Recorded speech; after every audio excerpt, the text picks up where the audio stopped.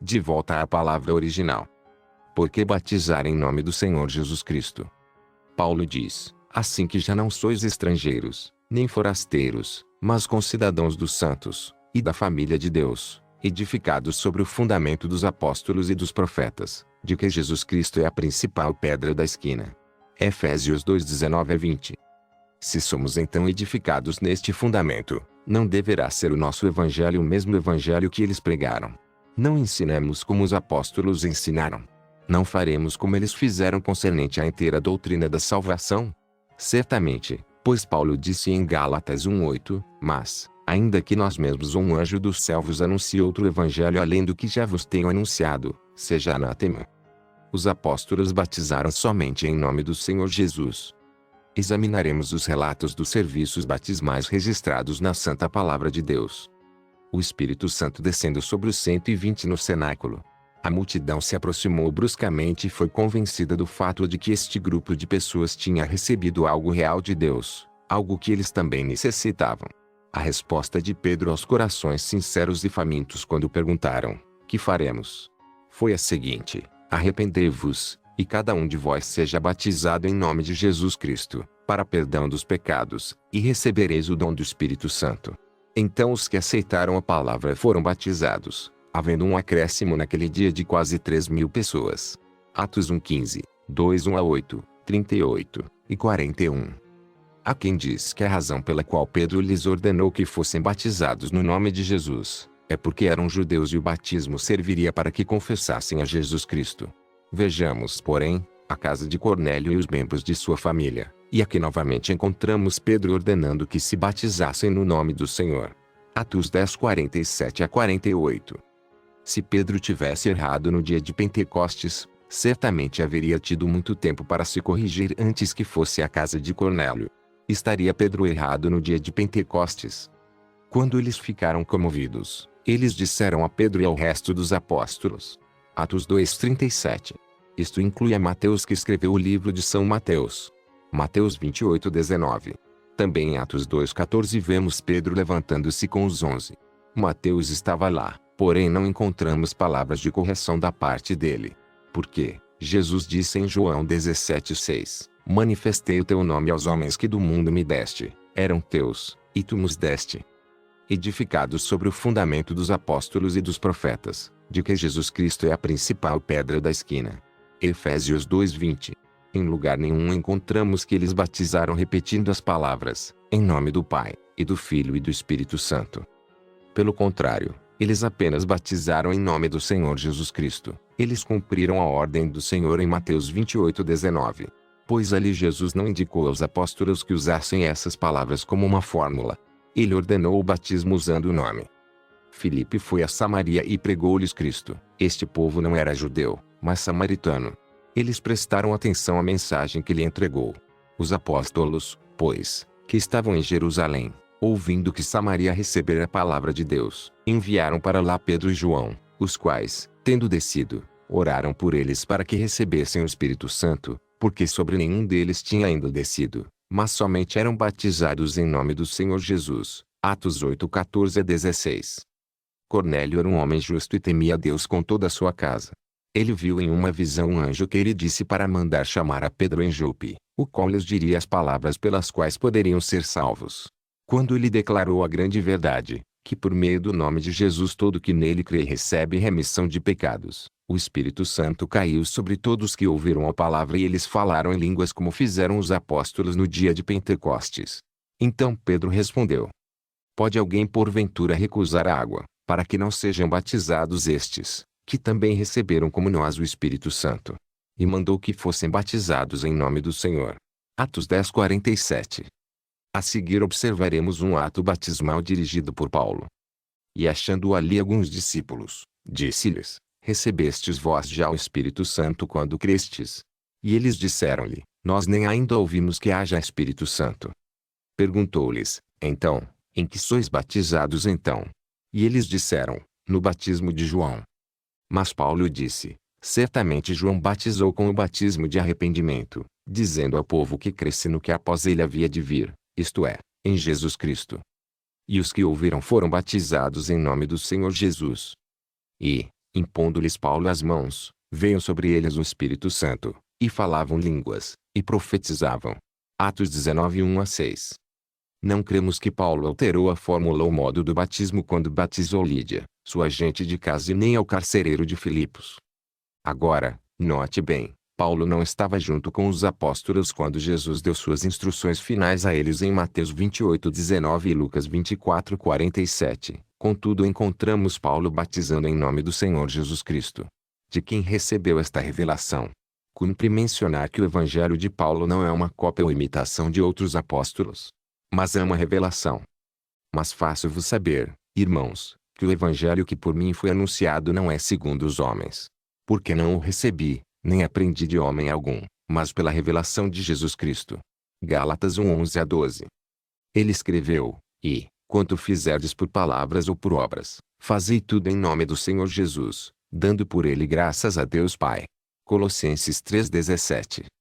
Paulo reclamou ter autoridade divina. Se alguém cuida ser profeta, ou espiritual, reconheça que as coisas que vos escrevo são mandamentos do Senhor.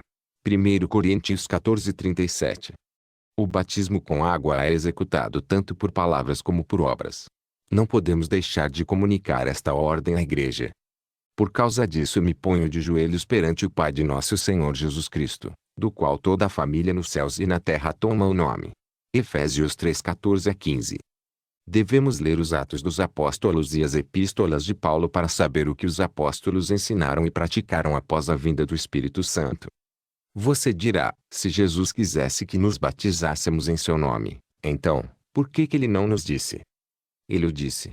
Note que ele falou, no nome. Qual é o nome do Pai? Jesus dá a resposta em São João 5:43. Eu vim em nome de meu Pai. E qual é o nome do Filho? A resposta é dada por um anjo em Mateus 1:21. E chamará o seu nome Jesus. E em qual nome o Espírito Santo é revelado? A resposta é encontrada em João 14:26. Mas aquele Consolador, o Espírito Santo, que o Pai enviará em meu nome, esse vos ensinará todas as coisas. É citado nos versículos encontrados em Lucas capítulo 24, 45-47, que Jesus abriu o entendimento dos discípulos. Foi necessário que o entendimento lhes fosse aberto. E muitos hoje em dia necessitam desta mesma operação para que possam entender as Escrituras. Em Lucas 24:47 encontramos: E em seu nome se pregasse o arrependimento e a remissão dos pecados em todas as nações, começando por Jerusalém. Foi Pedro um daqueles a quem Jesus havia falado e cujo entendimento também tinha sido aberto. Após ter escutado estas instruções, poucos dias depois começou a pregar inspirado pelo Espírito Santo, e continuou até que os corações dos ouvintes ficaram comovidos e, sentindo-se condenados, perguntaram a Pedro e aos demais apóstolos: Que faremos, varões irmãos? Pedro não hesitou e firmemente deu prescrição: Arrependei-vos, e cada um de vós seja batizado em nome de Jesus Cristo, para perdão dos pecados, e recebereis o dom do Espírito Santo. Atos 2:38. Alguns dizem que aceitarão as palavras de Jesus em Mateus 28:19, porém não as de Pedro em Atos 2:38. Mas, foi Pedro quem falou no dia de Pentecostes ou foi o Espírito Santo? Pedro disse que era o Espírito Santo mandado dos céus. 1 Pedro 1:12. Pedro foi um apóstolo e a ele foram dadas as chaves do reino. Mateus 16:17-18, e não temos o direito de desacreditá-lo em suas palavras. Para que vos lembreis das palavras que primeiramente foram ditas pelos santos profetas, e do nosso mandamento, como apóstolos do Senhor e Salvador. 2 Pedro 3:2. Aqui somos animados a considerar as palavras dos santos profetas e o mandamento dos apóstolos. E o apóstolo Pedro ordenou que o batismo fosse em nome do Senhor Jesus Cristo. O senso comum lhe dirá que o livro dos Atos é a igreja em ação, e se a batizaram, então assim é como se deve batizar. De coração aberto, irmão, consulte as Escrituras, seja batizado no nome do Senhor Jesus Cristo, e Deus lhe encherá com seu Espírito. A fórmula correta para o batismo nas águas tem sido restaurada nestes últimos dias. Amém. Jesus Cristo é o Jeová do Velho Testamento. Jeová. Quem é este Rei da Glória? O Senhor dos Exércitos, ele é o Rei da Glória. Salmo 24:10. Jesus. Porque, se a conhecessem, nunca crucificariam ao Senhor da Glória. 1 Coríntios 2:8. Jeová. Assim diz o Senhor. Eu sou o primeiro, e eu sou o último, e fora de mim não há Deus. Isaías 44:6. Jesus.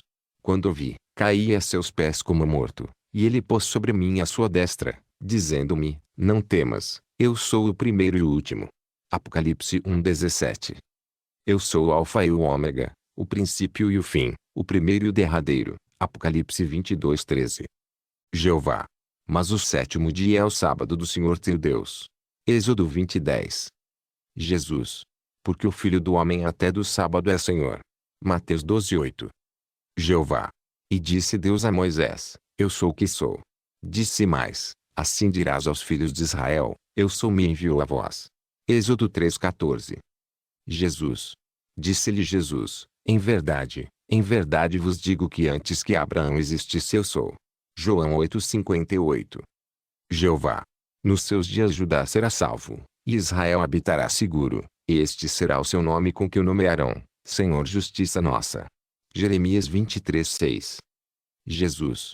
Mas vós sois dele em Jesus Cristo, o qual foi feito para nós por Deus sabedoria, justiça, santificação e redenção. 1 Coríntios 1:30. Jeová. Então disse-lhe Jesus: Vai-te, Satanás, porque está escrito: Ao Senhor teu Deus adorarás e só a ele servirás. Mateus 4:10. Ao Senhor teu Deus temerás, e a ele servirás e pelo seu nome jurarás. Deuteronômio 6:13. Jesus. E elas chegando abraçaram a seus pés e o adoraram. Mateus 28:9. Disse: Creio, Senhor. E o adorou. João 9:38. Jeová. Amando a Senhor teu Deus, dando ouvidos à sua voz e te achegando a ele, pois ele é a tua vida, e a longura de teus dias. Deuteronômio 30:20. Jesus. Nele estava a vida, e a vida era a luz dos homens. João 1:4. Jeová. O Senhor é o meu pastor, nada me faltará. Salmo 23:1. Jesus. Eu sou o bom pastor dá a sua vida pelas ovelhas. João 10:11. Jeová. O Senhor é a minha luz e a minha salvação. Salmo 27:1. Jesus. Falou-lhe Jesus dizendo: Eu sou a luz do mundo. João 8:12. Jeová.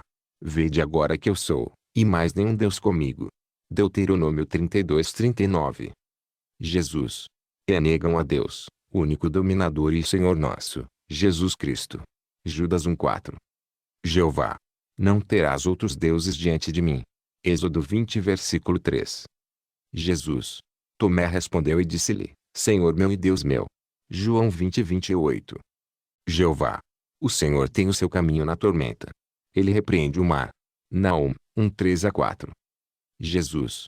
Então, levantando-se repreendeu os ventos e o mar e seguiu-se grande bonança.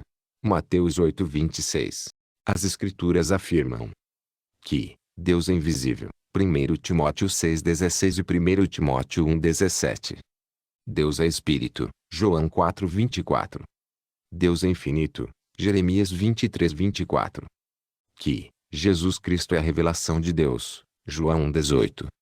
Jesus é a imagem de Deus. Colossenses 1:15 e 2 Coríntios 4:4-6. Jesus é Deus conosco. Mateus 1:23. Que Deus estava em Cristo. 2 Coríntios 5:19. Deus habita em Cristo. Colossenses 2:9. Deus é Salvador em Cristo. Judas 25. Portanto, Jesus Cristo é a revelação de Deus. Ele é Deus encarnado. João 14. Quem vê a Jesus vê a Deus. Quem conhece a Jesus, conhece a Deus. João 8:19. Ninguém vê ao Pai senão em Jesus. João 14:6-10. Não que alguém visse o Pai, a não ser aquele que é de Deus, este tem visto o Pai. João 6:46. Quem vê a mim vê o Pai. João 14:9. Pois eu e o Pai somos um. João 10:30. Foi por essa razão que Tomé exclamou: Senhor meu e Deus meu. João 20:28. Pedro disse: Nosso Deus e Salvador Jesus Cristo. 2 Pedro 1:1. E Paulo escreveu: Cristo.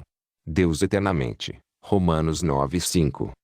Os apóstolos tendo a revelação. Lucas 24:45. Gálatas 1:12. Em cumprimento a Mateus 28:19. Batizaram usando o nome do Pai, do Filho e do Espírito Santo, segundo vemos em Atos 2:38, Atos 8:14-16, Atos 10:47-48, Atos 19:1-5. Concluímos então que Jesus veio manifestar o nome de Deus aos homens. Manifestei o teu nome, João 17:6. Eu lhes fiz conhecer o teu nome, João 17:26. Eu vim em nome de meu Pai, João 5:43. O Espírito Santo que o Pai enviará em meu nome, João 14:26. O que nos basta, João 14:8. Jesus, Senhor e Cristo. A doutrina da Trindade, inteiramente inescriturística, não é encontrada na era apostólica. A Bíblia não diz nada de uma primeira, segunda e terceira pessoa, mas sim, que Deus foi manifestado em carne. E sem dúvida alguma grande é o mistério da piedade. Aquele que se manifestou em carne, foi justificado em espírito, visto dos anjos, pregado aos gentios, crido no mundo, e recebido acima na glória. 1 Timóteo 3,16. Isso deveria por fim ao assunto. Deus veio em forma humana. Ele era Senhor e Cristo, porém o tabernáculo de fora que os homens podiam ver foi chamado Jesus. Esteja absolutamente certa, pois, toda a casa de Israel, que este Jesus que vós crucificastes, Deus o fez Senhor e Cristo. Atos 2:36. Podes ver aí? Senhor Jesus Cristo. Se Jesus é Senhor e Cristo, então ele, Jesus, é e não pode ser outra coisa menos que Pai, Filho e Espírito Santo, em uma pessoa manifesta em carne. E não três pessoas, mas um Deus manifesto em três títulos maiores. Em Apocalipse diz plenamente que Jesus é o que é, o que era, e o que há de vir. Ele é o Alfa e o Ômega, o que significa que ele é o A até o Z, ou melhor, o tudo. Ele é o Deus poderoso. Ele é a rosa de Saron, o lírio dos vales, a estrela resplandecente da manhã, a videira verdadeira, o Pai, o Filho e o Espírito Santo. Ele é Deus, Deus Todo-Poderoso. O único Deus. Agora esta verdade tem sido tão pervertida, que se necessita de uma revelação para se ver a verdade da deidade. Busque em humildade de coração, você a receberá e então poderá ver Jesus como a imagem expressa de Deus. A semente da mulher concebida pelo próprio Deus. Deus criou no ventre de Maria tanto o óvulo quanto o germe sanguíneo, sendo Jesus portanto, todo de Deus, sem nenhuma mistura humana, e Maria a incubadora humana que Deus usou. O grande arquiteto construiu para si mesmo um corpo. Ele não teve que pedir emprestado a alguém, a nenhuma mulher ou a nenhum homem. Deus construiu para si mesmo uma casa, Jesus, e nela habitou em plenitude. Colossenses 2:9. Agora, em meio a tanta confusão religiosa, ao se deparar com a verdade, é muito natural que algumas indagações surjam na mente daqueles que realmente anseiam pela verdade. E é sabendo disso que nos propomos lhe ajudar através deste livrete. Você poderia dizer: entendo agora a relação entre Mateus 28:19 e Atos 2:38, mas como se explicaria então Apocalipse 14:1, onde se lê, e que em suas testas tinham escrito o nome dele e o de seu pai? Observe na Bíblia e veja que ele nasceu o Cristo. No entanto, qual foi o nome que o anjo anunciou? E chamará o seu nome Jesus. Mateus 1:21. O anjo não disse que ele chamaria Jesus Cristo, pois o nome que lhe foi dado aqui entre os homens foi Jesus. Agora, há muitas pessoas hoje no mundo que se chamam Jesus, porém somente há um nascido Cristo. Vê você o nome dele e o de seu pai? Em Mateus 1:18, 1:21 e João 4:24, você conclui que Deus é Espírito e que o Pai de Jesus é o Espírito Santo. E o Pai estava nele. Assim sendo, ele é o Pai, o Filho e o Espírito Santo. Qual é o nome do Pai, do Filho e do Espírito Santo? Senhor Jesus Cristo. Pai, Filho e Espírito Santo. E que em suas testas tinham escrito o nome dele e o de seu pai. Apocalipse 14:1. Nas testas, quer dizer, na mente. A marca da besta também não é um sinal de tinta na testa, mas é uma marca na mente. Leia Ezequiel 9:4. Este sinal é o nome do Pai, do Filho e do Espírito Santo, Senhor Jesus Cristo. Apesar disso você ainda pode indagar. Mas como se explica então São João 15:26, onde diz: mas quando vier o Consolador, que eu da parte do Pai vos hei de enviar, aquele Espírito de verdade que procede do Pai, ele testificará de mim. Pois bem, vamos começar por aqui, Espírito de verdade. Perguntamos: Espírito é pessoa? A Bíblia diz que não. Em Lucas 24:39, Jesus disse: Vede as minhas mãos e os meus pés, que sou eu mesmo, apalpai-me e vede, pois um espírito não tem carne nem ossos, como vedes que eu tenho. Espírito não é pessoa. Agora, para melhor esclarecer, vamos perguntar: quem é o Pai de Jesus? A própria Bíblia responde à Bíblia. Achou-se ter concebido do Espírito Santo. Mateus 1,18. E no versículo 20 diz: José, filho de Davi, não temas receber a Maria, tua mulher, porque o que nela está gerado é do Espírito Santo. Aquele de quem a mulher concebe, é logicamente o pai da criança. Então, se Maria concebeu do Espírito Santo, de acordo com Mateus 1,18 e 20, está claro que o pai de Jesus é o Espírito Santo.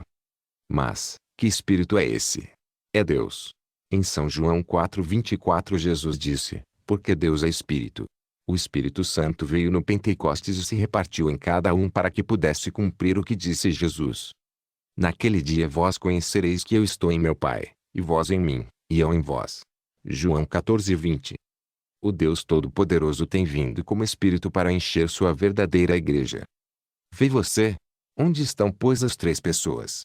Essa doutrina da Trindade foi elaborada no ano 325 d.C. sob o Papa Silvestre e confirmada como dogma no ano 381 AD, pelo Papa Damaso. Onde a Bíblia cita o nome Trindade. Onde? Se isto fosse de Deus, estaria em sua palavra. Contudo, alguém ainda poderia dizer: bem, mas o próprio Jesus diz: meu Pai trabalha até agora, e eu trabalho também. São João 5,17. Isto não quer dizer duas pessoas. O Pai, Espírito, estava trabalhando através do Filho, corpo. O Filho é quem estava fazendo a obra do Pai, importa fazer a vontade daquele que me enviou. Eu e o Pai somos um. Estava ali o Espírito realizando a obra através da carne chamada Jesus.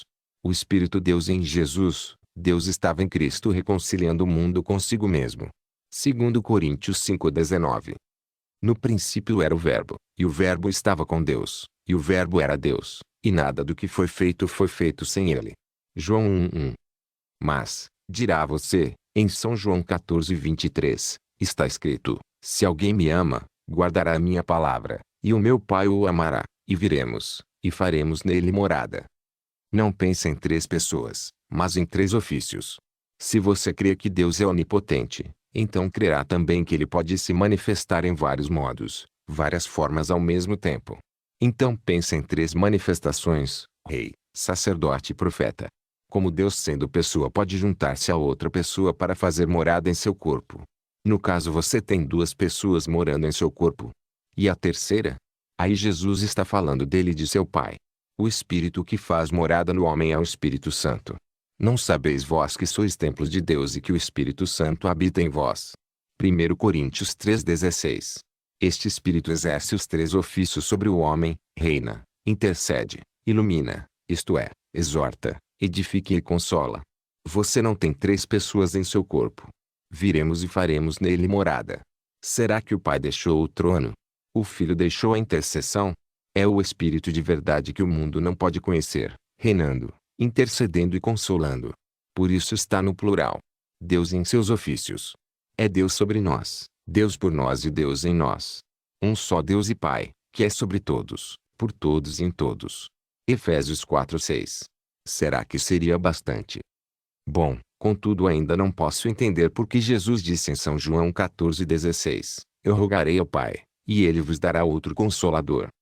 Não pare a leitura no versículo 16, mas prossiga no versículo 17, o Espírito de verdade que o mundo não pode receber, porque não vê, nem o conhece, mas vós, se referindo aos apóstolos, o conheceis porque habita convosco. Ele estava ali encarnado em Jesus Cristo, habitando com eles. E o mesmo versículo ainda prossegue dizendo, e estará em vós, quer dizer, em espírito. Veja também o verso 18. Não vos deixarei órfãos, voltarei para vós. Isto bastou para Filipe, que era discípulo de Jesus. E eu creio que isto também será suficiente para você como foi para mim. Em Mateus 13,11 está escrito, porque a vós vos é dado a conhecer os mistérios do reino dos céus, mas a eles não lhes é dado. Alguém pode tomar esses versículos e dizer que isto é se referindo aos judeus, mas a palavra tem o seu exercício em seu dia, no seu determinado dia. Deus está parado com os judeus. Inconscientemente, Eles estão aguardando o evangelho voltar para eles. O que vemos é a escritura se repetindo. A filha de Herodias, representada pelo sistema denominacional dançando frente ao rei, procurando agradá-lo e tomando conselho com sua mãe, contra o profeta. Deus precisa de homens que queiram sofrer pelo seu nome, não pelo nome Trindade. O que tem Roma de Deus? E no entanto os protestantes estão unidos com ela através da doutrina da Trindade. Porém, diria você, ainda me resta uma dúvida, pois Jesus disse, o Pai é maior do que eu. De fato, e quem é o Pai? É o Espírito Santo. É o Espírito que ninguém pode ver, senão sua glória, como aconteceu com Estevão. Não negamos o Pai, absolutamente, só que não podemos ver o Pai como pessoa distinta, mas sim como o Espírito que enche os céus e a terra. Jeremias 23:24. Também, não entendi ainda por que Paulo falou distintamente, a graça e a misericórdia de Deus e de Jesus Cristo. Gálatas 1:3. Olhe para o Pai como Espírito. Como Espírito que não se vê, e então o verás em Jesus Cristo, o Filho amado. Quem vê a mim, vê ao Pai. João 14:9. Veja o relato que transcrevemos do livro, O Apóstolo dos Pés Sangrentos, de autoria do reverendo Boanerges Ribeiro. Sobre uma experiência de Sadhu Sundar Singh. Não é uma teoria, mas uma experiência daquele grande homem que imitou a Cristo em tudo. Sadhu disse assim, O Apóstolo dos Pés Sangrentos, página 109. Houve um tempo que a doutrina da Trindade me deixava confuso. Pensava em 3 pessoas assentadas em 3 tronos. Mas tudo se esclareceu numa visão. Ali vi Cristo com seu glorioso corpo espiritual, assentado no trono. Onde quer que fosse, sempre o via. Cristo estava sempre no centro, figura que palavras não descrevem. Rosto brilhante como o sol, mas não ofuscante e amigo que com facilidade eu o contemplava. Sorria sempre com um sorriso de afeto glorioso. Quando o vi pela primeira vez, tive a impressão que entre nós existia uma antiga união. Era como se ele dissesse sem palavras, fui eu quem te criou. Senti com maior intensidade o que me sobreveio quando contemplei meu pai, após vários anos de separação. O velho afeto voltou. Senti que fora dele anteriormente. Quando pela primeira vez entrei no céu olhei em volta e perguntei, mas onde está Deus? E alguém respondeu, como na terra que tão bem Deus não é visto, porque é infinito. Mas aqui está Cristo, e Cristo é Deus, é a imagem do Deus invisível e somente nele podemos ver Deus, tanto no céu como na terra. Além de muito bela, esta visão possui bases da Bíblia. Assentado no trono, Apocalipse 4:2, 1 Reis 22:19, Ezequiel 1:26 e 10:1. Brilhante como o sol. Apocalipse 1:14-16. Fui eu quem te criou. Apocalipse 4:11, São João 1:3. Aqui também Deus não é visto. 1 Timóteo 6:16, Colossenses 1:15 e 1 Timóteo 1:17. Porque é infinito. Jeremias 23:24, Salmos 147:5. Cristo é Deus. 2 Pedro 1:1, São João 20:28, Apocalipse 21:7 e 1 João 5:20. É a imagem do Deus invisível. Colossenses 1:15, 2 Coríntios 4:4-6. Somente nele podemos ver Deus. João 14:9. Somente em Cristo você pode ver Deus, o Pai. Como falar então em 3 pessoas distintas? Onde está a confusão? Sabemos perfeitamente que a nuvem que separava Israel dos egípcios, à medida que clareava para Israel, escurecia para os egípcios. O mesmo acontece com esta mensagem, à medida que traz luz para os eleitos de Deus, mas vai escurecendo para os que não são. Por isso se põe a clamar contra a verdadeira mensagem de Deus dizendo, é confusão. É confusão. Mas a Bíblia diz, todo aquele que nela crer não será confundido. Romanos 9:33. Lembre-se que a Bíblia não pode ser de particular interpretação. Ela depende de revelação. Está nela o maná escondido que alcançamos através da revelação. Para concluir, lembre-se que o Pai é Senhor, o Filho é Jesus e o Espírito Santo é Cristo.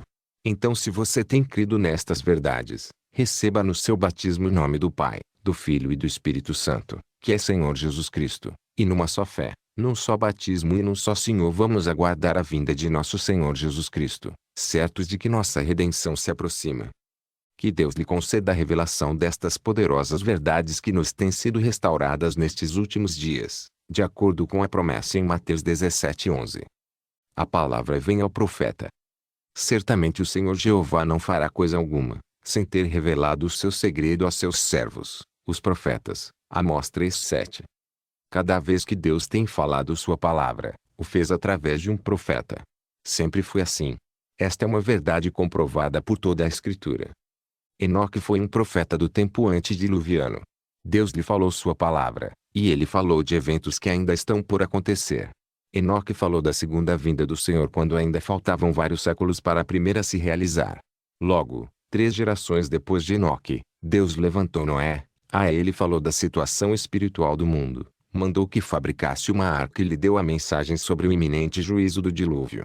Quando chegou o tempo de Deus libertar a Israel do jugo egípcio, ele levantou a Moisés e lhe falou o seu plano, e pôs em Moisés a palavra para aquela época. Assim Moisés chegou a ser a boca de Deus para o povo. Ele foi o instrumento pelo qual Deus falou seus mistérios e sua vontade. Depois que o povo de Israel se estabeleceu na terra que o Senhor havia prometido, Deus enviou profetas para corrigir o povo. Entre eles esteve o grande profeta Samuel, sendo o último dos juízes, e quem ungiu o primeiro rei de Israel.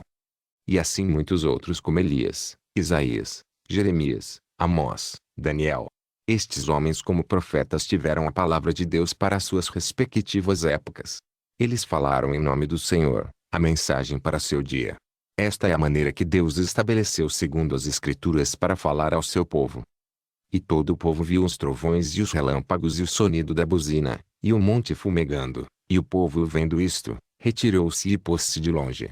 E disseram a Moisés, fala tu conosco e ouviremos, e não fale Deus conosco para que não morramos. Êxodo 20:18-19. Por estas escrituras vemos que o povo não pode suportar a voz direta de Deus. Portanto, pediram a Moisés que chegasse à presença de Deus e que escutasse as palavras que Deus tinha para eles. Esta atitude do povo foi aprovada por Deus. Sendo assim, você não consegue ver Deus falando diretamente ao povo, e sim por meio de um profeta. Deus estabeleceu ali que sua palavra viria sempre através de um profeta. E isto é o que tem acontecido sempre. Cada profeta de Deus trouxe a palavra revelada para o momento em que havia de ser manifesta. Cada um deles trouxe a porção para a sua época, até que apareceu João Batista, o último dos profetas do Antigo Testamento, quem introduziu a Cristo, a plenitude da palavra. Os profetas anteriores tiveram porções da palavra, mas Cristo foi a plenitude da palavra. Cristo foi o profeta por excelência com toda a revelação de Deus. A dispensação para os judeus se encerrou com o maior dos profetas hebreus, João Batista, de quem Jesus disse, eu vos digo que entre os nascidos de mulher, não há maior profeta do que João Batista, mas o menor no reino de Deus é maior que ele. Lucas 7:28. O Senhor o identificou como profeta anunciado em Malaquias, este é aquele de quem está escrito, eis que envio o meu anjo diante de tua face, o qual preparará diante de ti o teu caminho. Lucas 7:27. Foi João quem introduziu o Messias a Israel. No entanto, os líderes religiosos não deram crédito, antes o deixaram e fizeram dele tudo o que quiseram. Porém, estava anunciado nas Escrituras que João viria primeiro preparando o caminho do Senhor, mas o mundo religioso daqueles dias, mesmo tendo as Escrituras, não o recebeu. Ainda que os profetas não disseram que se chamaria João, porém a vindicação de Deus em sua vida e o ministério provava que aquele era o anjo que havia de vir antes do Messias. Aqueles líderes religiosos, junto com o povo, estavam cegos para com a palavra e para com a obra que Deus estava fazendo em volta deles mesmos. Eles esperavam o profeta e o Messias, porém quando apareceram, os rejeitaram. Por que recusaram aceitar? Era porque aqueles religiosos estavam fora da palavra e estavam apoiados em suas próprias interpretações. O ensinamento desse profeta não era de acordo com as crenças religiosas, porque um profeta não vem congratular-se com as organizações religiosas, e sim para trazer a palavra de Deus. João Batista não saiu dos fariseus, nem dos saduceus, e nem de nenhuma organização religiosa de seu dia, porque Deus nunca levantou um profeta de uma organização religiosa. Ele sempre chamou homens separados das organizações humanas, porque um homem ligado a uma organização é impossível que seja um profeta de Deus, porque seu contato com a denominação o faria negar a verdade da palavra, pois teria que concordar com os ensinamentos de sua denominação, mesmo que a palavra de Deus ensine o contrário. Deus sempre chamou homens separados completamente destes sistemas humanos. João Batista foi tomado do deserto, Amós da frente do gado, Eliseu do campo, Moisés da frente das ovelhas, e assim por diante. Deus chama o homem de onde ele quer e envia com sua palavra, assim como fez com Elias, que ninguém conhece sua geração, nem mesmo quem foram seus pais, somente sabemos que era um tisbita e nada mais. Deus nunca envia profetas quando tudo está bem, e sim quando entre o povo as coisas estão fora e contrárias à palavra de Deus. Então o profeta vem com a palavra cortante e penetrante para descobrir tudo que seja contrário à verdade de Deus. Porém os religiosos não podem aceitar tal exortação, porque esta atinge fortemente seus costumes e crenças nos quais estão estabelecidos. E assim que aparece o mensageiro, tem que ser recusado porque aqueles estão apoiados em suas crenças antigas. Se você é uma semente de Deus, sem dúvida já se deu conta da condição espiritual do mundo hoje que a si mesmo se chama cristão. Assim também da necessidade de um profeta para tirar os verdadeiros filhos de Deus dessa anarquia denominacional que impera neste tempo. Qualquer pessoa que lê as Escrituras com revelação divina, pode se dar conta da hora em que estamos vivendo, porque todos os eventos anunciados para este tempo já estão presentes. Hoje Israel já está em sua terra demonstrando ser uma nação forte. Vemos a multiplicação da maldade em todas as fases da vida humana. O mesmo pode-se dizer quanto à ciência, a qual se tem multiplicado em todos os aspectos. A frieza nas igrejas não se pode negar, a menos que seja uma pessoa insensata. As igrejas estão mundanas e convertidas em clubes religiosos. Os chamados cristãos se conformam com os costumes do mundo em todos os aspectos de suas organizações religiosas, e muitas religiões hoje estão convertidas em negócios lucrativos. Esta é a apostasia dos últimos tempos. Sem dúvida que esta condição do mundo e da igreja é um prognóstico das proximidades do juízo de Deus, da grande tribulação. Porém o sinal mais importante do tempo do fim é a presença do profeta que Deus prometeu enviar, antes deste juízo, o qual restaurará todas as verdades de Deus que os homens têm pervertido no transcurso dos séculos. Eis que eu vos enviarei o profeta Elias, antes que venha o grande e terrível dia do Senhor. Malaquias 4:5. E Jesus, respondendo, disse-lhes, em verdade Elias virá primeiro, e restaurará todas as coisas. Mateus 17:11. Esta é a restauração tão ignorada por este mundo religioso enriquecido por suas conquistas materiais. É o sinal em que podemos concluir o período em que estamos vivendo e a proximidade da vinda do Senhor, pois as Escrituras dizem: o qual convém que o céu contenha até os tempos da restauração de tudo, dos quais Deus falou pela boca de todos os seus santos profetas, desde o princípio. Atos 3:21. Este profeta Elias anunciado para esta era, já esteve na terra com sua mensagem restauradora, porém a maioria ignora tal acontecimento. Portanto se repetiu o mesmo caso que sucedeu com João Batista, o precursor da primeira vinda do Senhor. Mas digo-vos que Elias já veio, e não o conheceram, mas fizeram tudo o que quiseram, assim farão padecer também o Filho do Homem. Mateus 17:12. Irmão, abra seu coração à palavra de Deus porque é demasiadamente curto o tempo. Amém. Crede no Senhor vosso Deus, e estareis seguros. Crede nos seus profetas, e prosperareis. 2 Crônicas 20:20. Nas Sagradas Escrituras vemos claramente os sinais que nos indicam que temos chegado ao tempo do fim. Por outro lado se levantam contra a mensagem e contra o profeta e o resistem como Janes e Jambres resistiram a Moisés. Assim sucedeu no Velho e Novo Testamento. Homens de dura cerviz, e incircuncisos de coração e ouvido, vós sempre resistis ao Espírito Santo, assim vós sois como vossos pais. A qual dos profetas não perseguiram vossos pais? Até mataram os que anteriormente anunciaram a vinda do justo, do qual vós agora fostes traidores e homicidas. Atos 7:51-52. Agora acontece o mesmo, porque sempre esta foi a regra. Deus envia a sua palavra através de seu profeta e os religiosos estabelecidos em suas crenças e costumes antigos, resistem e não a recebem. Porém Deus não muda seu plano, pois esta é a maneira estabelecida por Deus para falar ao seu povo.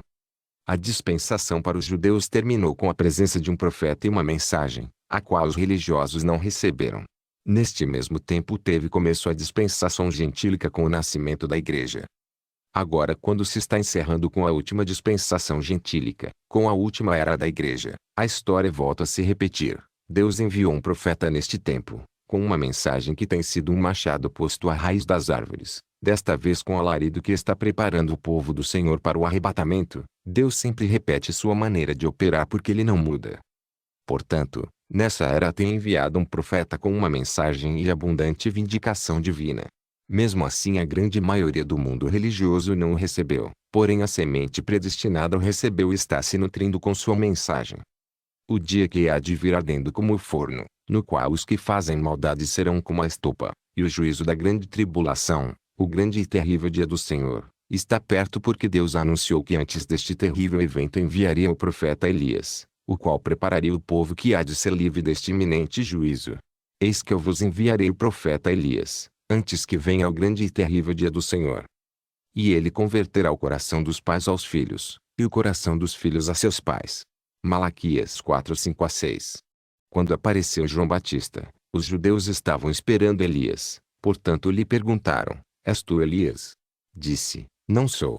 Porque em verdade ele não era o Elias pelo qual eles perguntavam, aquele que havia de vir antes do grande e terrível dia do Senhor. Ele não era o profeta de Malaquias 4, mas sim o mensageiro de Malaquias 3. Não obstante, Jesus o identificou como Elias, porém, o mesmo Deus ordenou que o seu nome fosse João. De modo que os judeus estavam esperando Elias, porém se apresentou um homem chamado João, com espírito e virtude de Elias, e eles não o receberam, pois o nome que tinha, João, o lugar de onde procedeu, deserto, sua mensagem forte contra os sistemas religiosos de sua época, foi tropeço para os religiosos daquele tempo. No entanto, este era o Elias que havia de vir para os judeus antes da primeira vinda do Senhor. Podemos ver nas Escrituras que depois do ministério de Elias, o Espírito repousou sobre Eliseu, segundo Reis 2:15, logo sobre João Batista, Lucas 1:17, depois haveria de vir antes da grande tribulação e por último segundo a promessa de Apocalipse 11. De modo que o ministério deste homem haveria de estar 5 vezes presente sobre a terra. Porém não foi tal coisa como reencarnação, e sim Deus manifestando sobre a terra o mesmo ministério de Elias. O mesmo que se pode dizer sobre o Elias anunciado para este tempo do fim.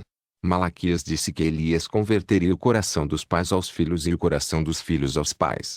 Em verdade é que estamos em volta de um duplo ministério. Porque sabemos que João Batista converteu o coração dos pais aos filhos, pois assim disse o anjo a Zacarias. Mas o anjo lhe disse: Zacarias, não temas, porque a tua oração foi ouvida, e Isabel, tua mulher, dará à luz um filho, e lhe porás o nome de João. E terás prazer e alegria, e muitos se alegrarão no seu nascimento. Porque será grande diante do Senhor, e não beberá vinho, nem bebida forte, e será cheio do Espírito Santo, já desde o ventre de sua mãe. E converterá muitos dos filhos de Israel ao Senhor seu Deus. E irá adiante dele no espírito e virtude de Elias, para converter os corações dos pais aos filhos, e os rebeldes à prudência dos justos, com o fim de preparar ao Senhor um povo bem disposto. Lucas 1:13-17. Porém o anjo não disse a Zacarias que João converteria o coração dos filhos aos pais, porque isso se referia ao Elias que haveria de vir antes da segunda vinda do Senhor. Quando o anjo falava a Zacarias, citando a profecia de Malaquias, mencionou somente a parte que correspondia ao ministério de João, e ali se deteve porque a outra parte pertencia ao Elias que viria como precursor da segunda vinda do Senhor. O mesmo Senhor falando de João como Elias daquele tempo, também falou do Elias que haveria de vir antes da sua segunda vinda para restaurar todas as coisas. E os seus discípulos o interrogaram, dizendo: Por que dizem então os escribas que é mister que Elias venha primeiro? E Jesus, respondendo, disse-lhes: Em verdade Elias virá primeiro, e restaurará todas as coisas. Mas digo-vos que Elias já veio, e não o conheceram, mas fizeram-lhe tudo o que quiseram. Assim farão eles também padecer o Filho do Homem. Mateus 17:10-12. Vemos nesta parte das Escrituras, que o Senhor fala em 2 tempos gramaticais em relação a Elias. Um já veio, passado, que foi João Batista, e o outro haveria de vir, futuro, para restaurar todas as coisas. Temos que entender que o Senhor não está procurando alterar a gramática, nem tampouco brincando com as palavras, mas sim falando de um Elias que estava no futuro, virá primeiro e restaurará todas as coisas, e de outro que estava no passado. Elias já veio e não o reconheceram. Aqui temos os 2 homens com os 2 ministérios profetizados em Malaquias capítulo 4, converterá o coração dos pais aos filhos e o coração dos filhos aos pais. Então não há dúvida que Elias tinha que vir antes da grande tribulação, porque havia uma obra a levar a consumar, converterá o coração dos filhos aos pais. Pois a outra parte desse ministério já estava realizada por João, converterá o coração dos pais aos filhos. João preparou o coração dos pais para que Jesus pudesse dar boas-vindas aos filhos ao entrar no redil. De modo que aqueles homens, os pais da igreja primitiva, foram preparados por João para que recebessem a Cristo, a palavra. Mas o Elias desta era, haveria de converter os filhos dos últimos dias à fé dos pais do dia de Pentecostes. Este profeta prepararia os filhos para darem boas-vindas a Jesus, isto é, sua mensagem levaria os verdadeiros filhos de Deus à fé primitiva dos apóstolos e profetas, preparando-o assim para a vinda do Senhor. De modo que este Elias não é João Batista. Então podemos ver pelas Escrituras que o mensageiro de Malaquias 3, João Batista, não é o mesmo profeta de Malaquias 4, ainda que João e esse profeta da última era tiveram neles o mesmo espírito que esteve em Elias. De modo que aqui há dois. Um que veio antes da primeira vinda do Senhor para converter o coração dos pais aos filhos e outro antes da segunda vinda do Senhor para converter o coração dos filhos aos pais. Isto é, levar os filhos à fé dos apóstolos. De modo que num só versículo das Escrituras achamos dois ministérios com centenas de anos de distância um do outro. Como exemplo disso, temos a mensagem que o Senhor deu na sinagoga de Nazaré. E, chegando a Nazaré, onde fora criado, entrou num dia de sábado, segundo o seu costume, na sinagoga, e levantou-se para ler. E foi-lhe dado o livro do profeta Isaías, e, quando abriu o livro, achou o lugar em que estava escrito: O Espírito do Senhor é sobre mim, pois que me ungiu para evangelizar os pobres. Enviou-me a curar os quebrantados de coração, a pregar liberdade aos cativos, e restauração da vista aos cegos, a pôr em liberdade os oprimidos, a anunciar o ano aceitável do Senhor. E, cerrando o livro, e tornando-o a dar ao ministro, assentou-se, e os olhos de todos na sinagoga estavam fitos nele. Então começou a dizer-lhes: Hoje se cumpriu esta escritura em vossos ouvidos. Lucas 4:16-21. O rolo que deram ao Senhor para ler, corresponde hoje ao capítulo 61 de Isaías, porém o Senhor leu somente o versículo 1 e metade do 2, e ali parou. Então podemos notar que o Senhor não leu a parte do versículo 2 de Isaías 61, onde fala do dia da vingança do nosso Deus, porque em verdade faltavam muitos anos para aparecer o profeta que anunciaria este dia da vingança, grande e terrível dia de Jeová, a grande tribulação. Então o Senhor Jesus se deteve ali onde correspondia a seu ministério para essa ocasião, porque a outra parte do versículo não era para aquela hora, e sim, para vários séculos depois. Assim fica demonstrado que numa só porção das Escrituras, Deus pode encerrar eventos que estão distantes centenas de anos um do outro. Porém a mente sem revelação se confunde porque depende do raciocínio humano, e desta maneira nunca poderão saber os mistérios que Deus tem posto em sua palavra. A mente humana consegue ver um só Elias, porém Jesus fala de um no passado e de outro no futuro. O Elias desta era, restaurará todas as coisas antes da vinda do Senhor. Isto está em perfeita harmonia com o que Pedro disse sobre a inspiração do Espírito Santo. E envie ele a Jesus Cristo, que já dantes vos foi pregado. O qual convém que o céu contenha até aos tempos da restauração de tudo, dos quais Deus falou pela boca de todos os seus santos profetas, desde o princípio. Atos 3:20-21. Em outras palavras, o Senhor Jesus não virá sem que antes venha o tempo da restauração de todas as coisas. Porém, quem trará esta restauração? O próprio Senhor respondeu esta pergunta. Elias virá primeiro e restaurará todas estas coisas. Mateus 17:11. Antes da vinda de Cristo para o arrebatamento de seu povo, tinha que vir um mensageiro com o espírito e virtude de Elias, para preparar o povo tirando-o de todos os horrores denominacionais, e separando-o de todos os costumes e tradições contrárias à palavra de Deus. Esta é a conversão dos filhos à fé dos pais, o que significa deixar todo costume e tradição que tem sido acrescentados à fé e prática dos apóstolos. O mensageiro desta era, tinha que ser um profeta. Ele tinha que exercer um ministério profético baseado somente na palavra de Deus. Este profeta do fim é o anjo a sétima e última era da igreja. E sua mensagem é a revelação que faz manifestos os segredos de Deus. Mas nos dias da voz do sétimo anjo, quando tocar a sua trombeta, se cumprirá o segredo de Deus, como anunciou aos profetas, seus servos. Apocalipse 10:7. Esta é uma profecia cumprida, pois os mistérios de Deus têm sido consumados através do ministério do irmão William Marion Branham, ainda que muitos o ignorem. Este profeta foi enviado por Deus para esta era, e tem pregado a mensagem que Deus lhe ordenou, a palavra pura de Deus tal qual saiu da boca dos profetas e apóstolos. Com isto tem preparado o povo de Deus, cumprindo assim a parte mais importante de seu ministério, trazer os predestinados de volta à palavra de Deus. E isto é o que tem sucedido nesta era. E assim, pelo profeta desta era, os filhos têm se convertido à fé dos apóstolos. A palavra de Deus tem sido restaurada à sua pureza original, tem sido trazida à luz a falsidade das crenças religiosas e a verdadeira condição das igrejas chamadas cristãs.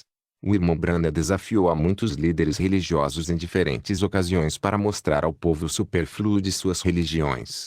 Em cada ocasião o poder de Deus baixou e se manifestou diante de milhares de pessoas.